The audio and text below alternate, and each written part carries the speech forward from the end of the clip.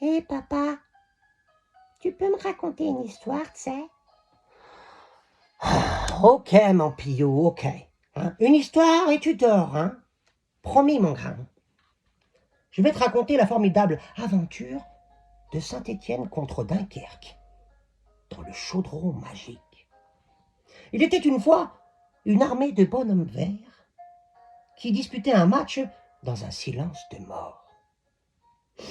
L'ambiance n'était pas magique ou Green Angels, non. Les Verts avaient pris l'habitude de jouer à domicile en étant à l'extérieur et inversement par là. Force est de constater que les Ultras sont les seuls à pouvoir chanter à tue-tête et encourager leurs joueurs, n'en déplaise à certains.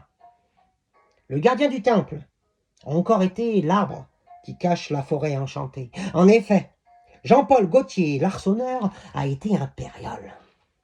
Les journées défilent et il reste sur le podium à chaque fois. Heureusement d'ailleurs, car les soldats de la défense se sont fait transpercer de toutes parts par une horde de vikings, venus du nord, issus d'une ville nommée Dunkerque. On ne sait pas si cette ville est bien réelle, et certains disent même que c'est une légende. Danny Briançon, Tony à pied à ventre, Dylan Trotro Batubinsika et Petro Contenu Trace dans le calbu, ah c'est rigolo mon gars, ont été à la peine. Au milieu, le cavalier Tardieu est toujours sur les rails.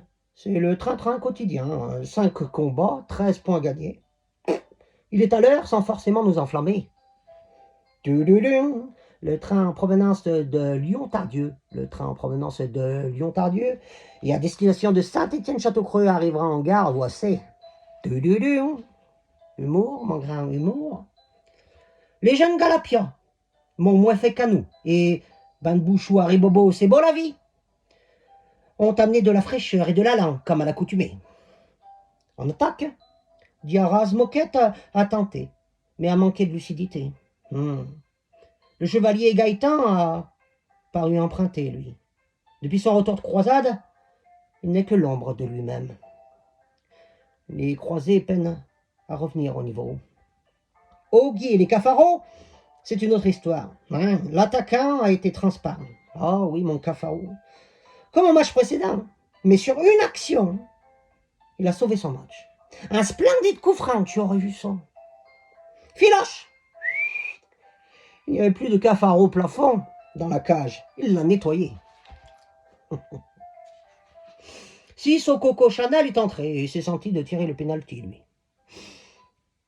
Il était au parfum. Au final, c'est une victoire pour les Verts. 2-0, la 4e de suite.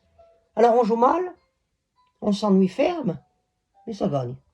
Moralité de l'histoire, eh bien parfois, il n'y en a pas. Ah oui, mon gars, mais c'est comme ça. Hein. Alors samedi, si tu es sage, je te raconterai la formidable aventure de Saint-Étienne contre Ajaccio. Tu verras, ce sera plus corsé, mais ça, c'est une autre histoire, mon grand. Hein? Allez, on se calme maintenant. Dodo, avec Lolo, l'enfant dormira bien vite.